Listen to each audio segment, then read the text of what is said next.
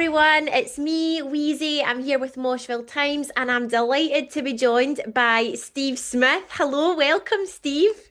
Hi, how are you? Thank you. I'm very good. I'm very good. It's so good to see you. I'm sorry, I have Got to got acknowledge. my little one in the background too, Who so is she'll that? probably show her face a little bit here and there. Oh, Her name is Xena, and she's kind of my late wife's legacy.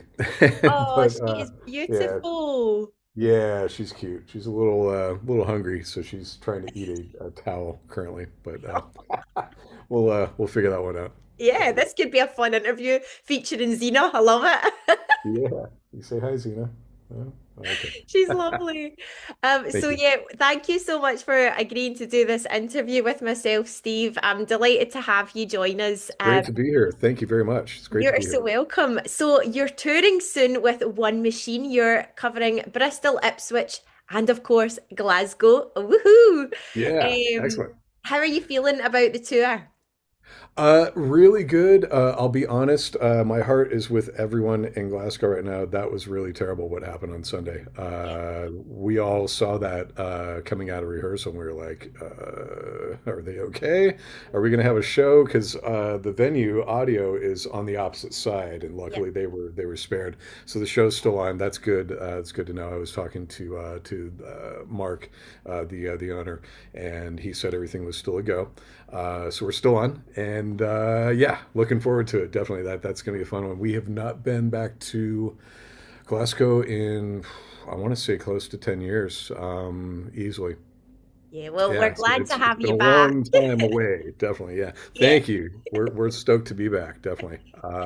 Been kind of building up, taking it easy as we go. We have a new singer with us, Tazos, I should say his name right, Tazos Lazaris, and Taz is from Greece originally, and was living in London at the time we joined the band, and then he ended up moving back to Greece just last year. So he's kind of like me. We're both commuters, I guess you could say. I'm coming in from California these days, so it's a little bit of trekking. Trying to work on that to get a little bit closer here.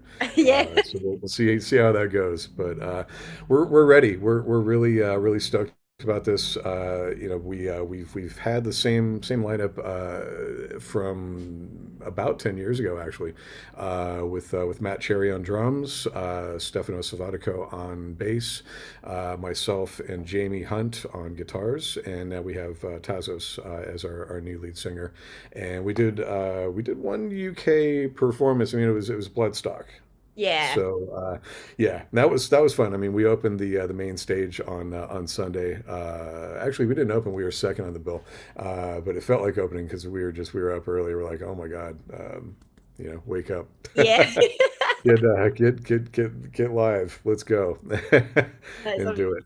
amazing. Now, we're obviously going to talk about the band One Machine, but I do have to acknowledge that you have an extensive wealth of talent as you've been featured in other bands such as Thank you. Forbidden, Nevermore, and Testament.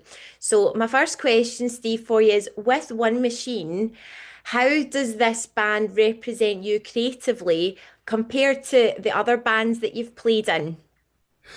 I think in terms of what my influences have been over time, and the way that I found myself into those bands, it's some people would go, well, it's just going to sound like one of those bands, but to me, it's not. It's I've always been this guy that, like, when I songwrite, I tend to fuse a lot of that stuff together, Hmm. and that's just the way it comes out. So it's heavy, like as heavy as we can get it. Definitely like thrash. We've got a bass player that loves death metal, so we Yeah. gotta kind of get that urge satisfied in there. And then actually the drummer too. He's heavily into pretty much death and black metal. I mean, like more extreme stuff that has blast beats and things like that. So we've kind of been working on trying to bring that stuff in. Then on the other hand, we've got a singer who is far more melodic than most anyone in the band is, and it's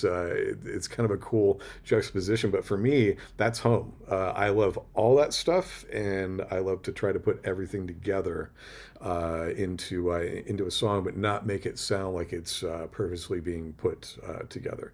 And in turn, I think I draw on influences that are probably outside of the bands I even worked with to get there.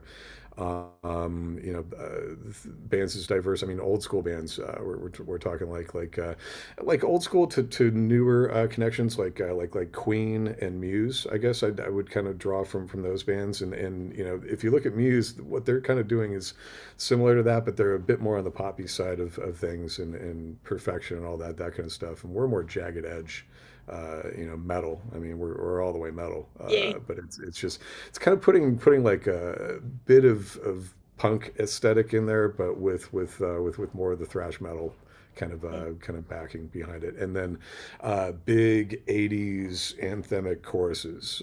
That's a love of mine. Definitely something you can sing along to. I mean, if even the melodies, I wanted to be sing-alongs as well too. When we first started the band, it was more like we were kind of trying to fit in like a death metal kind of vocal in there too, somehow, or just like a something that met what we were feeling, like rage and things like that, and just being able to express that, and to the best of every singer's ability that they could do, they would draw from that Yeah. previously on previous records. So yeah, it's no different with Tazos as well too. So. Yeah. And this may be a similar answer. So my next question was about, One Machine. It's been a long journey since the debut of The Distortion of Lies and The Overdriven Truth. Where do you feel like there's been like an evolvement compared to where your sound is now?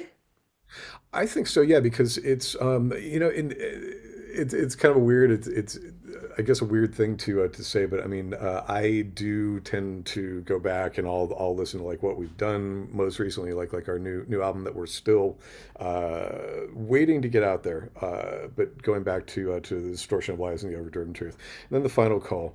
And then this one, and it's kind of like there's a growth thing, but yet we're also looking back and noticing that there's still a sound that matches quite a bit. Sorry, I just gotta look at what. No, no, it's okay. I'm like, what is she getting up to?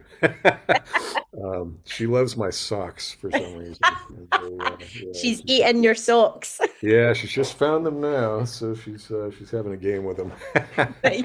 But yeah, I tend to look back to that first album, and that was like that was kind of our blueprint, but we weren't getting to that point yet to where we could actually get it happening. The second record, The Final Call, I felt like we really hit the mark. I put us in a studio, a friend's studio for about 10 days straight, and we did 12 to 16-hour days, maybe even longer at times.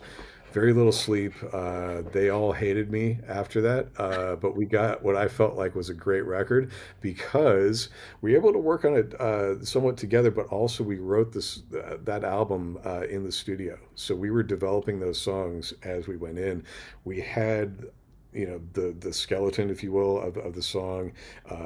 Chris Hawkins, our former singer, had a melody in mind, or I had a melody in mind, or someone just kind of had something going on. They're like, "Hey, what about this?" And we just went with that and just boom, in 10 days we put that whole thing together. So it's an average of a song a day, but it took like an entire day. Get Yeah. 4 hours of sleep or 5 hours of sleep, wake up, hit it again. And for our drummer, it was very, very demanding for him. And yeah, that unfortunately he was with us for about 2 years at that time, and unfortunately he left the band Oh, because of lack of after that. sleep. I think he might have hated me after that a lot, but no, we've since made up and gotten along and all that stuff, and yeah, he's doing quite well. So yeah, Oh. he's good.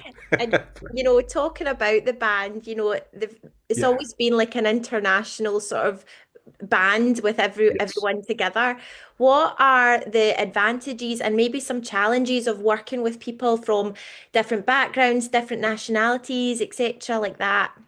Yeah. I mean, cultural differences or anything like that, we don't really see it. I mean, it's all metal, when it comes down to it, and it's a love that we share of pretty much all things metal, but I mean, everyone has their preferences and their loves for this and that, and that's where you gotta, kind of meet in the middle and go, okay, I see, what he sees or what he sees as like their favorite, and this is the reason why, and that's kind of where I think we have that togetherness on that, and four of us have been together for like 10 years, through thick and thin, even when the band was on ice for a little while due to just a number of circumstances. We didn't have a singer. We were looking for a singer. Then COVID. Prior to that, my wife was diagnosed with stage 4 cancer. So we had a lot of stuff that just took precedent. Yeah. For obvious reasons, but we all stuck it out, and it's that gelling and I think togetherness that we find ourselves able to do that with. The challenges are definitely traveling Yeah. to move here, but that aside, I mean it's not that difficult. I've got a route that I kind of know I can do pretty consistently, and it doesn't take that much time to do. There's a thing I have to do with her as well to get into the UK, so I have to basically do it outside of the country. So I tend to fly into France and then connect by renting a car there and driving in, and Yeah. everyone's like, "What, dude? Why do you do that?" And I'm like, "I like it. I And love the it's drive." Xena. We've got to. It's Yeah, Xena. yeah, yeah, exactly. I'm not gonna do it. Yeah. So, I mean, she's with me for life. She's actually my registered service dog as well too. Oh, So that's love yeah, that. that's another reason why yeah, we will be inseparable pretty much. Yeah. Yeah. So, And but yeah, for us, I mean, it's the traveling thing is probably the biggest challenge. Tassos is now in Greece, but that's not too bad. That's a couple hours away. It's yeah. not far. Yeah. So when we need to and when we can, it just takes planning. That's the main thing. So Yeah. And with the band members, here's a fun question for you. So, sure. um, I made my first battle jacket last year. Yeah. So, if you were to pick the main sort of back patch with a band and give it to each member, who would you give what band to? Oh, right. Okay. So like, let me see. Ooh, I don't want to be the wrong. I don't want to pick the wrong ones. Yeah. What could I do? Oh man, those guys could actually, yeah. Dimmu Borgir, would probably go to Stefano, and maybe Matt too. Matt's kind of he's a bit of a mix of things. Our drummer, he's I mean, if there were a Deep Purple patch happening, I would definitely give him that because Ian Pace is his absolute hero, Yeah. and he would definitely love that. And that's a common ground thing. I mean, I love Blackmore, I love Ian Gillan, I love the whole band. Actually, I mean, it's a great band. I've never considered those guys metal, but Yeah. That's there are people cool. that do. I mean, Yeah. if you ask me, they set up the rock and roll landscape for metal. Definitely, they helped shape it. But I think also people have kind of taken this and that from them and Mhm. put it into their own thing and made it a bit more metal, perhaps, than Yeah. what they did. But yeah, I mean, as compared to say like Black Sabbath or something. If I go to Jamie,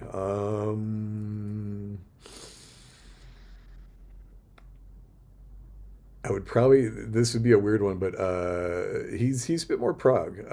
So Dream Theater. Oh, wow. Yeah, I'd probably say Dream Theater would be his thing. And don't kill me, Jamie. Probably them. And on the other side of that too, we were talking about this recently, but I mean, if we go way back, Pantera would Nice. definitely be another one for him. And kind of in between there, Children of Bodom. Yeah. I think 'cause he's a big Alexi fan, definitely. So there's kind of a yeah bit of I mean it's across the landscape, but yeah, a bit more prog leanings I think with some of those bands, Yeah. Oh, cool. as opposed to I mean like Children I think was always kind of in between that a little bit, Yeah. but still had that edge as well. So Oh, nice. Nice. yeah, Love it. yeah. And for myself, God, I don't know. I mean I'm old school, but geez.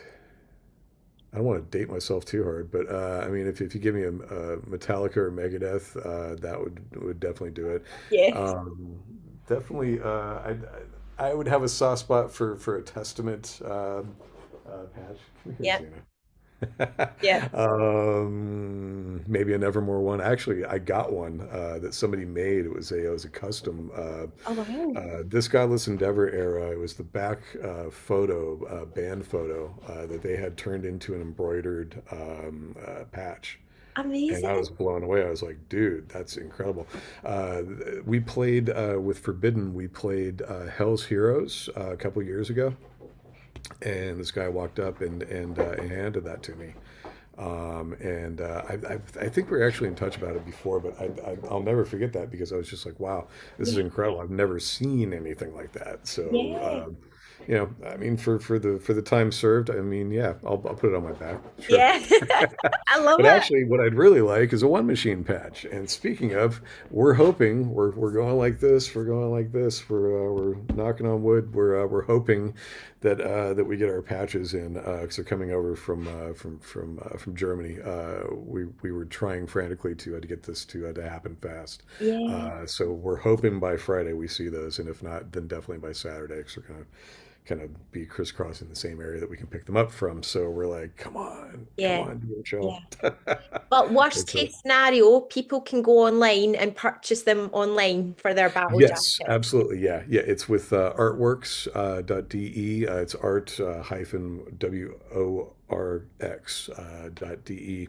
And we have links directly on our link tree that you can find. And also, we did a post about it too when we first heard about those. Yeah. So, So yeah, you they're can out there, they're available. awesome. Yeah. So, Steve, when I listen to you play guitar, it makes me wish I could play so bad. Like, I have the gift of the gab and talking. I do not have the gift of guitar playing. Oh, However, man. tell me, like, your story. So, when did you first learn guitar? What made you think I'm going to play? Yeah. It's kind of a weird thing. I didn't know what it was that I was actually hearing, but I was trying to sing it, and it was heard on the radio. My family we were all driving somewhere, and I think for my sister they put on the AM radio, and it was an old Bay Area radio station, AM radio called KFRC, and they were playing "We Will Rock You," and it was the Right? end guitar part. And I didn't know what it was, and I started humming that. And I think it was my mom went, "What are you doing?" Well, I'm trying to get that sound. I don't know what that is, and she, wasn't telling me what it was at the time. And a couple of years later, it happened to be that a neighbor friend of mine was getting into guitar, and he had a buddy next door to him. I think it was like a preacher's son, is what it was, so the rebel, and he had this huge, thick collection of albums. So he would put them on, and my buddy would try to figure out what was going on there. One of them happened to be AC/DC Back in Black, the title Right. track, and that was what got me started. So I actually heard that, and I could figure out, okay, that was the E that I heard, the E string, and I Wow. wasn't connecting chords. I was just connecting the notes, and then just on that string, I found the next note. Didn't know what it was. It was a D note, and then I kind of hunted and pecked until I found the A. I'm like, that sounds like it. Okay, and it kind of started like that. So I guess I kind of I was matching by ear, and then my ear became a lot sharper, a lot more attuned to what was going on over time. But I started out that way. I started out, just by listening and trying to figure stuff out, like where stuff was. I had to learn how to tune a guitar to first to know. I got lessons, and I stuck with the same guy for quite a while, just like a sponge, trying to absorb everything I could. And it just kind of kicked off that way. About a year or so into it, I found my mother had played electric guitar before.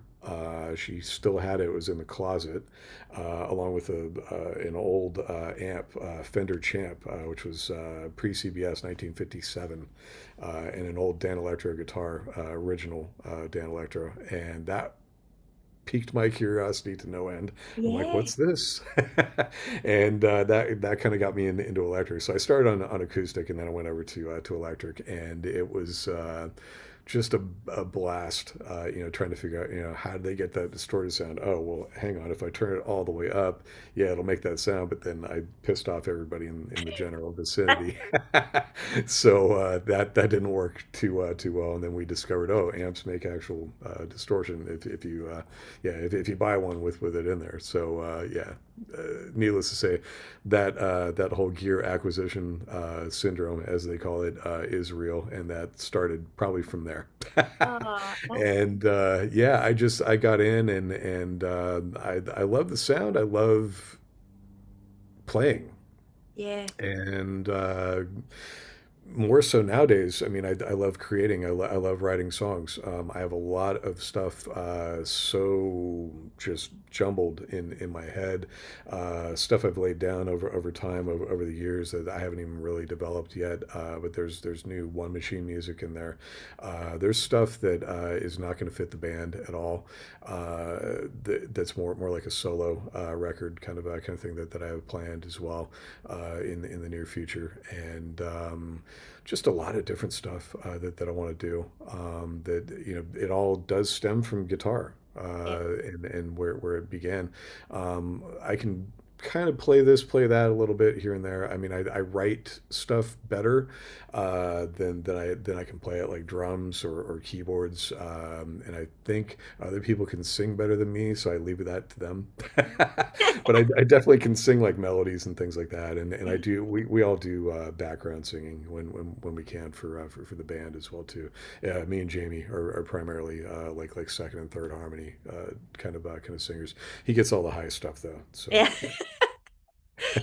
And like after decades in the metal music scene, what is it that still excites you about writing music? Because you've shared there that you've got a lot of different ideas. So what is it that still excites you about writing your own stuff?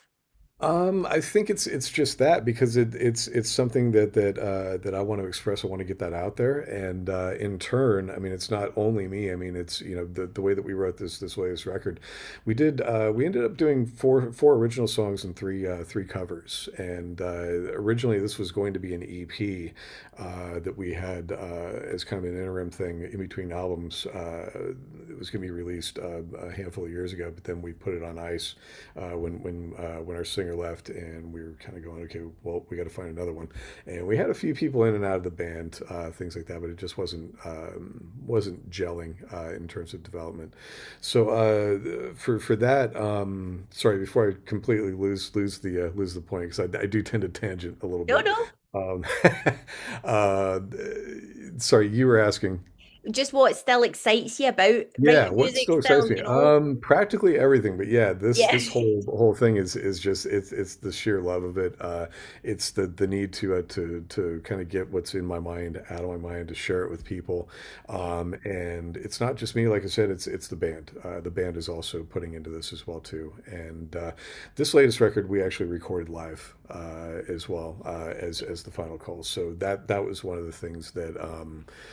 I still love doing that, and the guys around me to, the next record has to be a bit more constructed, kind of thing, and I get it, but I like to track stuff live because my favorite albums are actually, bands in a studio. They did two or three takes, and that was it, Yeah. and then maybe some overdubs and things like that, and that's kind of the way that we've always been intending to do it. The first record didn't turn out like that because there was a lot of distance between different members. We had two guys in Denmark, a guy in Sardinia, and then two of us in England. So it was Yeah. putting everyone together in a room, getting us together to write and then to record. Everyone chose to record at home for that one. The final call, we were more cohesive as a unit. We had three guys from England in the band, myself being here at the time, and actually four. What am I saying? Yeah, four guys in the band, and then our drummer was in Sardinia, second drummer in Sardinia. They have a lot of talent there, Yeah. and yeah, that worked only because we were able to just put everybody in. And then this one, we did this. I think we did this in like 4 days. Wow. I think it was, yeah. And then overdose, we kind of took our time with that because we wanted to make sure that everything was there. And yeah, kind of where it and once we found Tazos, we ended up really developing the songs a lot more and recording him to that. So those were the overdubs. But yeah, Nice. And yeah. you were So that's the saying, love I have. I think definitely. Yeah, it's yeah, that and getting reactions. Do they like it? Do they not like it? yeah. That kind of thing. So, this next question, you're probably going to answer it, and I am not going to have a clue what you're talking about. However, I feel it's important to ask because I know a lot of metal fans appreciate talking all things sort of gear and amps and guitar. And I know Sure. you had mentioned, that you found your mum's guitar, electric guitar, and the amp. So, is there a certain like gear that you have that's sort of central to your sound, or a guitar that's like, Sure. yeah? Yeah. Do you want me to show you? I would love that. Yeah, give me one quick second. Let me make sure Oh, this that. is exciting. Yeah, this is funny. And we've got Xena. This is the best Yeah, interview ever. chill, chill. She's chilling out over there. Um, I love let's it. see if I can work this out. I'll tell you the number one I'm so excited. these days is this one. Yeah.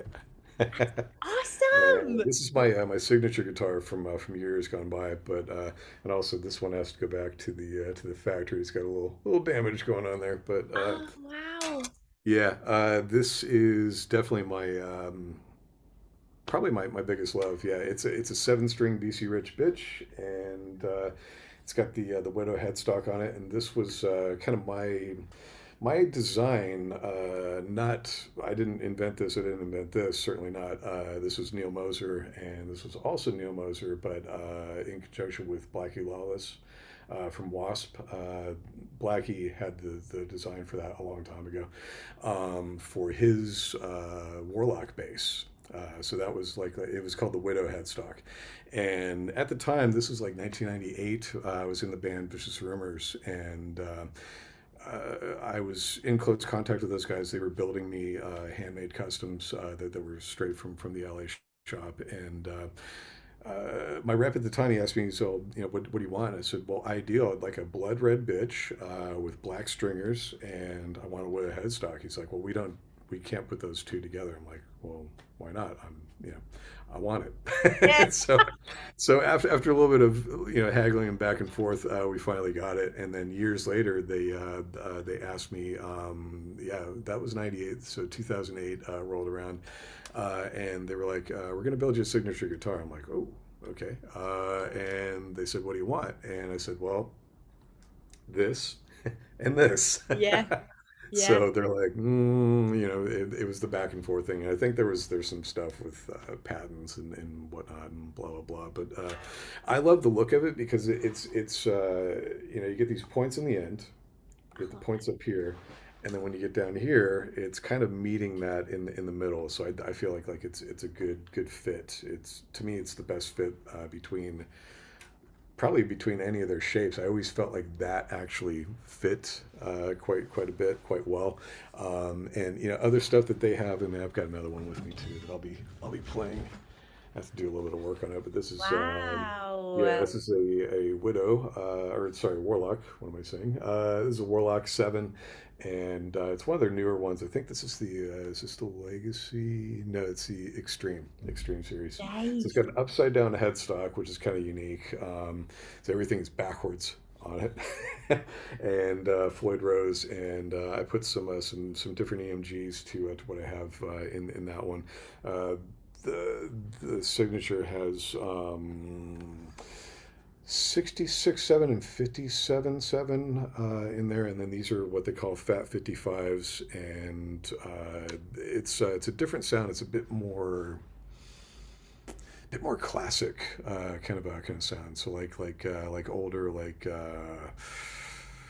I want to say like 70s era bands would play through like hotter pickups, and it would just create a certain distortion sound, or even early 80s like John Sykes.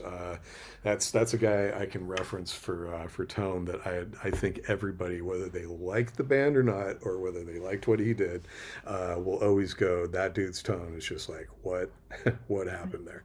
It's brutal. I mean, through Thin Lizzy into Whitesnake, and what he did with the Blue Murder Band, which I wasn't terribly fond of with that, I'll be honest. But it's grown on me in recent years. But just that tone is so consistent. It's just like everyone knows the 1987 record Yeah. from Whitesnake, and that's the tone. So Yeah. I always try to get something like that. Those pickups can do that. The ones on this guitar can too, but it's a different kind of a different texture and Yeah. things like that. So That's yeah, amazing. Thank you for showing me. Like yeah, of that's course. They're right here. I'm so like, yeah, cool. I got to show Yeah. them off. Oh, and I was Definitely. thinking you're going to answer something that I'm going to be clueless, but No, no, I no. loved For that. me, it's BC Rich all the way, definitely. I've been playing BC Rich since I was a kid. I mean, practically that wasn't my first guitar when I was a kid, but it was next to it. I think it was like my second electric guitar. The first one I got was the first one I ever I want to say borrowed until my mother said you can have it was my mother's guitar. So that was my first electric. Yeah. And second one I bought with paper out money, and Oh, that was an Ibanez. It wasn't a Roadstar. It was like a pre-Roadstar Stratocaster style, very thick guitar, and it felt really good. I did so much like work on that thing that I kind of just took it out of commission a little bit, so it's resting comfortably. But from there, the next one I got was a BC Rich. So I again paper out and working a little bit of day jobs, yeah. and ended up getting that, and it was a BC Rich Mockingbird 1984 85 NJ series Mockingbird, and that thing I did a lot of customizing things like that as guitar players do. Want different pickups, different this, different that. Probably stupidly, I put about two different tremolos in there that never should have been in there, and it lost a bit of wood and Oh, things like that. But it lasted about a tour, I think, with Vicious Rumors 30 years ago, and then I ended up retiring it not long after that because it just couldn't take the rigors. So, yeah. Yeah. Steve, listen, I could probably talk to you all day. This oh, I is could talk all day and night about this gear. Yeah, honestly, this definitely. has been such a fantastic interview. I want to quickly Thanks. ask one final question. Um, Sure. I go by the nickname Sunshine Wheezy because I really love Yeah. to spread sunshine wherever I go. Um, so, Steve, in the world that we live in, it can be challenging at times. If you could give your fans one piece of advice or encouragement, what would it be? I mean, our lyrics are sometimes not the most positive, but we do try to reach for that, and I would say try to. This is probably a cliche saying, but remember the dark always has edges of twilight. That's probably the best way I can say Love that. that. And yeah, if that makes sense. Yeah. Then yeah, that's what I want to say to everybody out Yeah, there. I love Awesome. that. I love that, Steve. Well, listen, it's been my absolute honor to chat with you, Steve. Thank you. You Honestly, too. thank you Definitely. so much and good luck with the tour. I Um, appreciate it. I'm Definitely. sure Glasgow is ready to welcome you back after 10 long years. Um, Yes, we so miss you guys. We want to make get up sure there. it's not another 10 after that. We will not. We will be up there as much as we possibly can from here on out. We're getting that record out definitely very soon. Absolutely. And big love to Zena as well. Yeah. She's over there. I don't know if you can see her now, but she's kind of She's sleeping just a little bit. chilling. Yeah. Yeah, she's over there Oh. hanging out. Well, listen, thanks again, Steve. It's been Of a course. total honor to chat with you and all the Me too. best. Thank you. You too. All the best. Thank you, Steve. Cheers. Take care. All Bye. right. You take Bye. care. Bye-bye. Bye. Bye. Bye.